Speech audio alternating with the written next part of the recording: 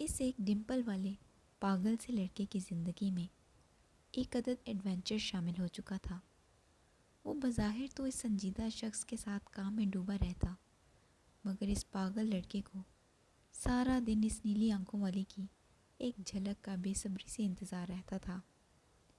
نہ جانے کیوں وہ ایک عام شکل و صورت کی لڑکی تھی، مگر کچھ تھا اس میں جو بیگی کو بھٹکا رہا تھا۔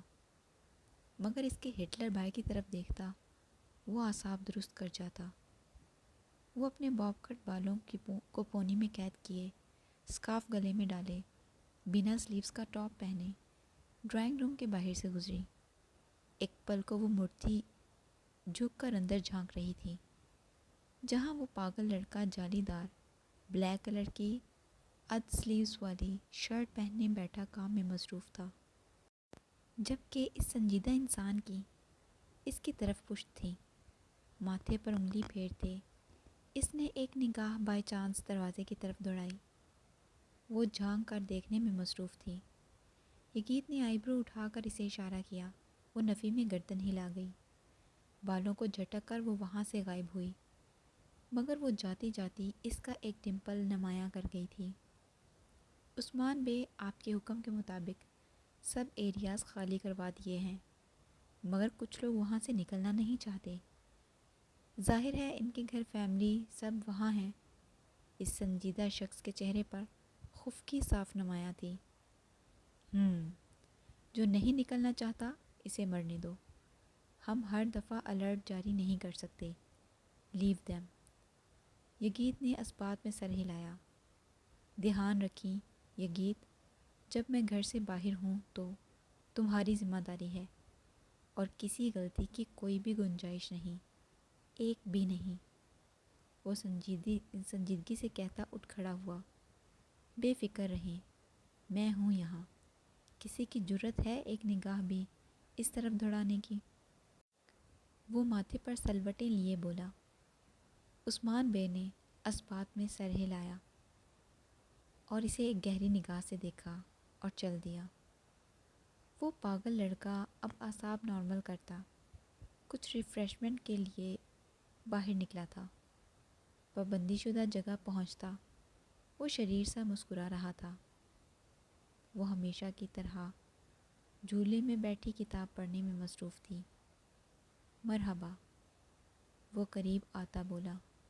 مرحبا، لگتا ہے تمہیں اپنے بال پیارے نہیں ہیں۔ وہ تیکھی نگاہ سے اسے دیکھ رہی تھی۔ وہ شریر سا مسکراتا اس کے قریب سے گزرتا، ایک نگاہ اسے دیکھ کر اگلے ہی پل ہٹاتا فاصلے پر ہوا اور سامنے لگے پھولوں کے پاس جا رکا۔ تم تھکتی نہیں ہو کیا؟ ہر وقت ان کتابوں میں سر دیے بیٹھی رہتی ہو۔ نہیں تو، ان کتابوں کی ایک اپنی ہی دنیا ہے، جو حقیقی دنیا سے بہت الگ اور قدرے اچھی ہے۔ اچھا، وہ کیسے؟ وہ بنا اسے دیکھے بول رہا تھا۔ وہ ایسے کہ ان کتابوں میں جو کردار لکھے جاتے ہیں ان جیسا حقیقت میں نہیں ہوتا۔ وہ با کردار، نیتی اور اسٹرانگ ہوتے ہیں۔ حقیقت میں ایسا کوئی انسان ایگزسٹ ہی نہیں کرتا۔ یگیت نے آئی برو اٹھائے۔ اور تم یہ اتنے یقین سے کیسے کہہ سکتی ہو کہ حقیقت میں وہ کردار ایگزسٹ نہیں کرتے؟ ظاہر ہے اب ہر کوئی عبداللہ جیسا تو نہیں ہوتا نا؟ وہ مسکرائی۔ عبداللہ کون؟ یگیت نے اس کی جانب پشت کیے پوچھا۔ ارے، تم نے عبداللہ نہیں پڑھا کیا؟ مجھے پڑھنا نہیں پسند کچھ بھی۔ حولیہ نے اس کی بات پر سر جھٹکا۔ ہاہ، پھر تم کیا جانو ایک با کردار شخصیت کیسی ہوتی ہے؟ آہا، جیسے تم نے تو حفظ کی ہوئی ہے نا تمام با کردار افراد کی لسٹ۔ وہ سیدھا ہوا تو اس کی نگاہ بے اختیار ہی اس نازک سی لڑکی پر پڑی، مگر اگلے ہی پل وہ نگاہیں جھکا گیا۔ وہ اس وقت سلیو لیس ٹاپ پہنے ٹانگوں سے اونچی اسکرٹ میں ملبوس تھی۔ یہاں یہ سب نارمل تھا۔ وہ روز ایسے لوگ دیکھتا تھا جو ادھورے کپڑے زیب تن کیے پھرتے تھے، مگر نہ جانے کیوں مقابل اس نیلی آنکھوں والی لڑکی کو وہ یوں اس ادھورے لباس میں دیکھ نہیں پا رہا تھا۔ تمہیں کتابیں پسند ہیں؟ وہ پھر سے رخ موڑے کھڑا تھا۔ بہت۔ ایک یہی تو ہیں میری دوست یہاں پر۔ اچھی بات ہے، تمہیں کوئی بھی کام ہو مجھ سے کہہ سکتی ہو، وہ آفر کر رہا تھا۔ اور میں اپنا کوئی بھی کام تم سے کیوں کہوں گی بھلا؟ میرے ارد گرد بہت سے لوگ ہیں میرے ایک اشارے پر چلنے والے۔ وہ مسکرایا۔ کوئی ایسا کام جو تم کسی سے نہیں کہہ سکتی، جو تم کرنا چاہتی ہو مگر کر نہیں پاتی، کہہ سکتی ہو؟ وہ خاموش ہوئی۔ اور کیا تم وہ کرو گے جو میں کہوں گی؟ ہاں ضرور، کیوں نہیں؟ اور وہ کس خوشی میں؟ وہ ٹھوڑی پر ہاتھ رکھے اس کی کشادہ پشت کو دیکھ رہی تھی۔ تمہاری ان مینڈک جیسی آنکھوں کی خوشی میں، وہ مسکراہٹ دباتا بولا۔ ایک پل بعد ہی اسے اپنی کشادہ پشت پر زوردار ضرب محسوس ہوئی۔ یگید نے مڑ کر دیکھا، وہ کتاب زمین پر پڑی تھی۔ وہ مسکراتے ہوئے اسے اٹھا کر اب دیکھ رہا تھا۔ ہلکی سی کتاب ہے، میرے خیال سے تمہیں وزنی کتابیں خریدنی چاہیے تاکہ اگلی دفعہ تم پڑھنے کے علاوہ ان کا استعمال اچھے سے کر سکو۔ وہ مسکرائی مگر خاموش رہی۔ پاگل کہیں گا، تو کیا تم واقعی میری بات مانو گے؟ وہ اب کام کی بات پر آئی تھی۔ نہیں، بس فارمیلٹی کے لیے پوچھا۔ ڈفر بھی ہو تم تو پھر۔ وہ سیدھی ہوئی۔ کوئی کام تھا؟ بیگی نے بالوں میں ہاتھ پھیرا تھا تو مگر کیا تم مجھے ایک کتاب لا کر دے سکتے ہو؟ اس ایک ڈمپل والے نے گہری سانس بھری۔ کتابوں اور پڑھائی سے تو اسے چڑ تھی، مگر مقابل کا آرڈر منع نہیں کر سکتا تھا۔ ضرور، کون سی چاہیے؟ میں نام بتاؤں گی مگر وہ کتاب مجھے پڑھنے کی اجازت نہیں ہے، اس لیے۔ آہا، تو یہ بات ہے۔ اٹ مینس میں تمہارا اسنیک فرینڈ ہوں۔ وہ ناک سکیڑے اسے دیکھ رہی تھی۔ میں نے کب کہا کہ تم میرے دوست ہو؟ تم کہو میں کہوں، ایک ہی تو بات ہوئی نا؟ وہ مسکرایا۔ وہ ڈائری کے پنے پر کچھ لکھتی اس کی جانب آئی۔ وہ اس سے کچھ ہی فاصلے پر کھڑی تھی۔ یہ لو۔ یگید نے بنا اسے دیکھے اس کے ہاتھ سے وہ کاغذ کا ٹکڑا پکڑا۔ وہ ہنسا۔ اس کا ڈمپل نمایاں ہوا تو وہ نیلی آنکھیں ایک پل کو اس پر ٹھہریں۔ اگر تم یہ کتاب بنا کسی کو بتائے مجھے لا دو گے تو تمہاری یہاں آنے پر پابندی ختم، کہتی وہ مڑی اور واپس سے جھولے میں جا بیٹھی۔ تمہیں یہ کتاب واقعی چاہیے؟ ہاں نا، میں بہت عرصے سے اسے پڑھنا چاہتی ہوں،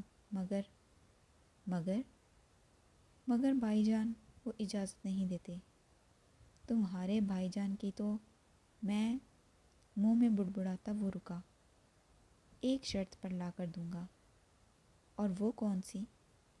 وہ بعد میں بتاؤں گا، کہتا وہ لمبے لمبے ڈگ بھرتا وہاں سے نکلا۔ ارے شرط پہلے بتاتے ہیں پاگل انسان، وہ بولی، مگر وہ انسنی کرتا جا چکا تھا۔ عجیب ڈفر انسان ہے، بس ڈمپل ہی کچھ اچھا ہے۔ وہ ہنسی۔ پڑھائی اور کتابوں سے نفرت کرنے والا پاگل سا لڑکا، وہ ایک پنہ ہاتھ میں تھامے آدھے ترکی کی لائبریریوں میں خوار ہو رہا تھا۔ ایک پورے دن کی محنت کے بعد آخر وہ کتاب اسے مل ہی گئی تھی۔ وہ اس سرخ پنے والی کتاب کو ہاتھ میں تھامے مسکرا رہا تھا۔ دا 40 رولز آف لو، وہ ایک رومانٹک کہانی پر مشتمل کتاب تھی۔ وہ شریر سا مسکرا رہا تھا۔ ایک مکمل دن خوار ہونے کے بعد وہ اس گہرے اندھیرے میں وہ سرخ پنے والی کتاب تھامے کھڑا تھا۔ آدھے بالوں کا ہلکا سا جوڑا بنائے وہ ڈائری تھامے کچھ لکھنے میں مصروف تھی۔ اچانک اسے اپنے بالکونی کی کھڑکی پر آہٹ محسوس ہوئی۔ وہ آہٹ دھیرے دھیرے گہری ہو رہی تھی۔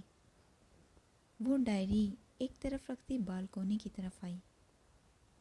1 منٹ سوچنے کے بعد وہ پردہ ہٹاتے ہی اس کی نگاہ اس پاگل لڑکے پر پڑی جو بالکونی کی ریلنگ کے نیچے لٹکا تیکھی نگاہ سے اسے دیکھ رہا تھا۔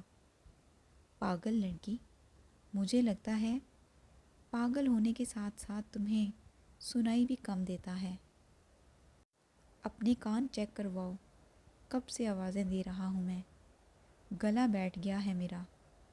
ہاں، تم یہاں کیا کر رہے ہو؟ بندر کہیں گے، وہ بھی اس وقت؟ ڈانس کر رہا ہوں، تمہیں دکھ تو رہا ہوگا۔ کانوں کے ساتھ ساتھ تمہاری ان مینڈک جیسی آنکھوں کا بھی مسئلہ ہے۔ اب کھڑکی کھولو اس سے پہلے کہ میں یہاں سے نیچے گر جاؤں۔ وہ حیرانی سے اسے یوں لٹکا دیکھ رہی تھی۔ میرا منہ کیا دیکھ رہی ہو، موگلی کی اولاد؟ کھڑکی کھولو ورنہ میں گر جاؤں گا۔ ہاں 1 منٹ۔ وہ گڑبڑائی ہوئی کھڑکی کا دروازہ کھولے کھڑی تھی۔ وہ نیچے لٹکا لمبا سا بندر ایک جھٹکے سے اوپر چڑھتا اس کی خوبصورت سی بالکونی میں کودا۔ پاگل ڈفر کہیں گے، تم اس وقت یہاں کیا کر رہے ہو؟ یہ میرا کمرہ ہے، جانتے ہو نا؟ اور تمہیں کسی نے دیکھا نہیں یہاں آتے؟ تم کیسے اور کس طرح یہاں آئے؟ شش! یگیت نے اس کے منہ پر ایک دم ہاتھ رکھا۔ کتنا بولتی ہو تم؟ ہولیا نے ایک جھٹکے سے اس کا ہاتھ دور کیا۔ میں نے تمہیں منع کیا تھا مجھے چھونا مت۔ وہ تیکھی نگاہ سے اسے دیکھ رہی تھی۔ تمہارے چھونے کی تو میں… وہ دونوں ہاتھ اس کی طرف کیے مٹھیاں میچتے رکا۔ اب 1 منٹ، اپنے منہ کی زپ بند کرو اور میری بات سن لو یار۔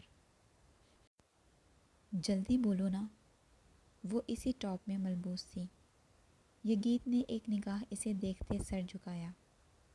تمہاری یہ کتاب دینے آیا تھا، اسے صبح بھی دے سکتے تھے۔ وہ غصے سے بولی۔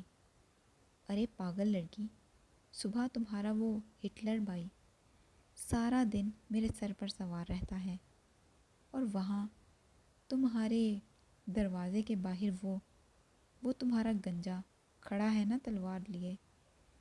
بتاؤ اب میں اس طرح نہ آتا تو کس طرح آتا؟ ڈفر تو تم بھی ہو نا۔ وہ رخ موڑے کھڑا تھا۔ ایک پل کو وہ ہنسی، پھر رکی۔ اچھا وہ سب چھوڑو، کیا تم واقعی وہ کتاب لے آئے؟ نہیں تو، میں تو بس یوں ہی ٹہلنے آیا تھا، کہتا ہوا وہ اپنے کندھے پر سے بیگ اتارتا اس میں سے وہ سرخ پنے والی کتاب نکالے کھڑا تھا۔ چلو کسی کام تو آئے تم نکمے، لاؤ دو۔ وہ آگے بڑھی۔ یگیت نے ایک پل میں کتاب فاصلے پر کی۔ لاؤ دو نا، پہلے شرط تو سن لو۔ آہ، اب تم مجھ سے رشوت لوگے، وہ بھی ایک کتاب کے بدلے میں؟ وہ دونوں ہاتھ آپس میں باندھتی بولی۔ یہی سمجھ لو، جلدی بولو۔ وہ اس خوبصورت بالکونی میں نیچے زمین پر بیٹھا۔ کدھر سیٹ ہو رہے ہو تم ایڈیٹ؟ کتاب دو اور نکلو یہاں سے۔ وہ اسے آرام سے بیٹھتے دیکھ کر بولی۔ ارے کر دی نا وہی آدھی باسیوں والی بات، ذرا بھی مینرز نہیں ہیں تم میں. پتہ ہے کتنا خوار ہوا ہوں تمہاری اس فضول سی کتاب کی خاطر. یگیت نے تیکھی نگاہ سے اسے دیکھا. تو اب کیا آرتی اتاروں تمہاری کہ جناب حضور شہزادہ خان زادہ میرے لیے اتنی محنت کر کے آئے ہیں. وہ ڈمپل نمایاں ہوا.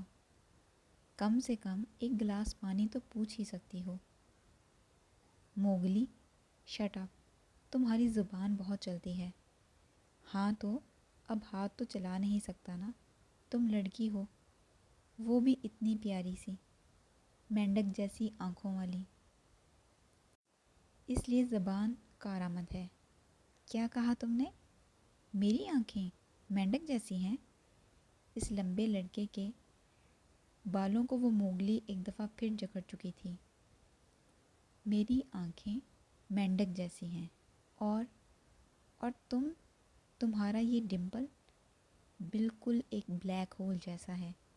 عجیب اور ایسا ہے جیسے کسی نے سڑک پر گڑھا کھودا ہے اور اس میں پانی بھرا ہو.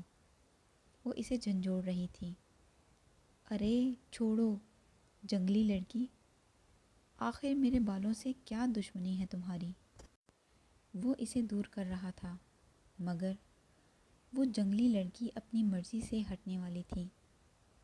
کچھ دیر اچھی طرح درگت بنانے کے بعد وہ تھک کر اس سے کچھ فاصلے پر ہوئی. زمین پر بیٹھی گہری سانسیں بھر رہی تھی. قسم سے پوری کی پوری جنگلی ہو تم. وہ بال درست کرتا تیکھی نگاہ سے اسے دیکھ رہا تھا. ایڈیٹ کہیں کے. اب بک دو اور نکلو یہاں سے، اس سے پہلے کہ میں تمہارا گلا دبا دوں. یگیت نے کتاب اس کی طرف بڑھائی مگر اس کے پکڑنے سے پہلے ہی واپس کھینچ لی. وہ غصے سے اسے دیکھ رہی تھی. پہلے شرط، جلدی بکو. اس نے کتاب اس کی طرف بڑھائی جسے وہ ایک پل میں تھام گئی. وہ اسے الٹ پلٹ کر کے دیکھتی ایک دم ہی خوش ہوئی اور ان نیلی آنکھوں میں ایک دم اقبال کو دیکھتا وہ اپنے پورے دن کی محنت وصول کر چکا تھا. آہ یہ تو وہی ہے. شکریہ، بہت بہت شکریہ. اتنے ڈفر بھی نہیں ہو تم، کچھ اچھے بھی ہو. ایک پل میں اپنا رویہ بدلتی وہ چہک کر بولی. پاگل.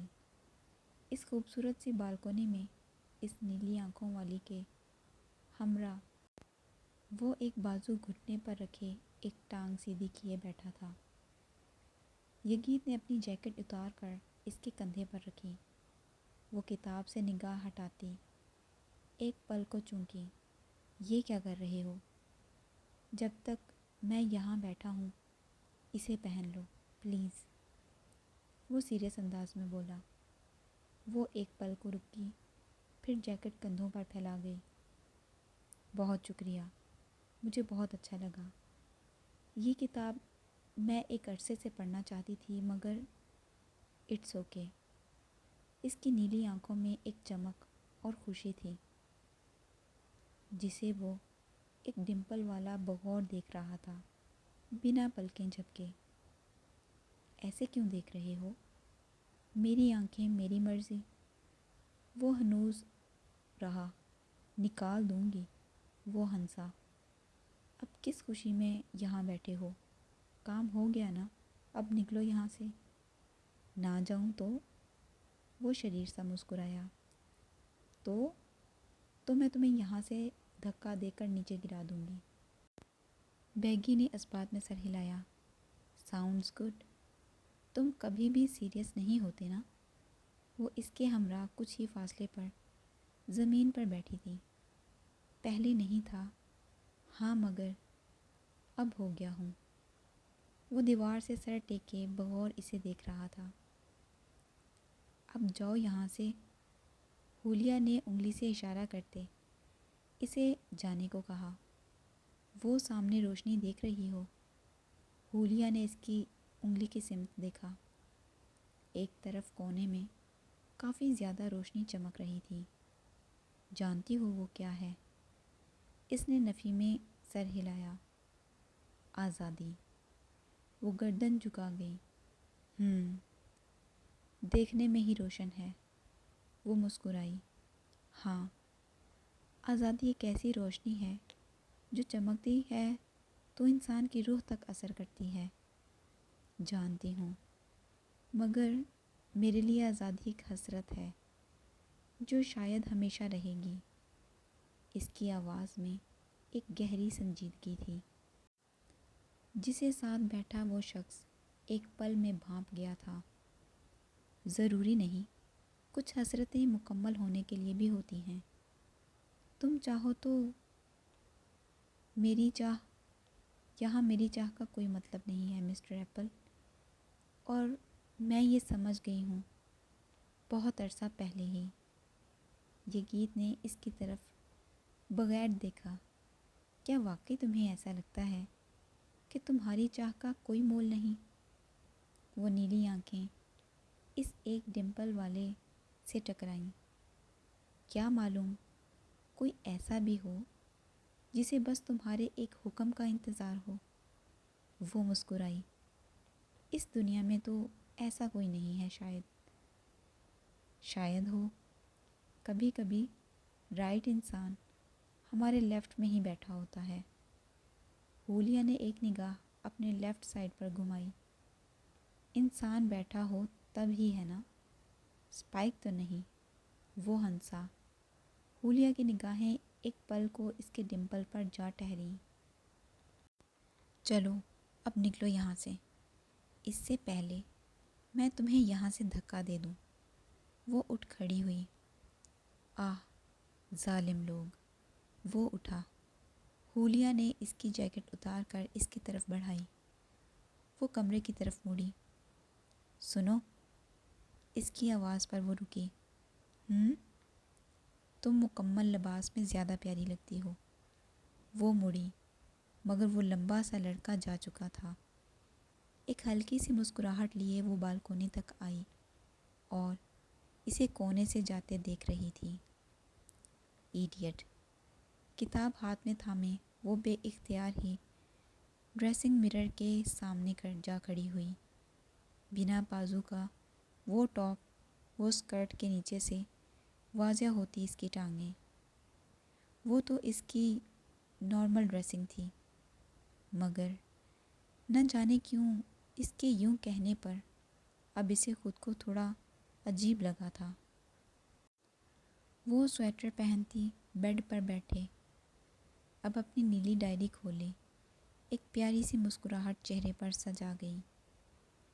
ایک چاہ، ایک حسرت، میری بے ڈھنگی باتیں، میرا غصہ، اور سننے والا وہ پاگل سا ایک ڈمپل والا پیارا لڑکا۔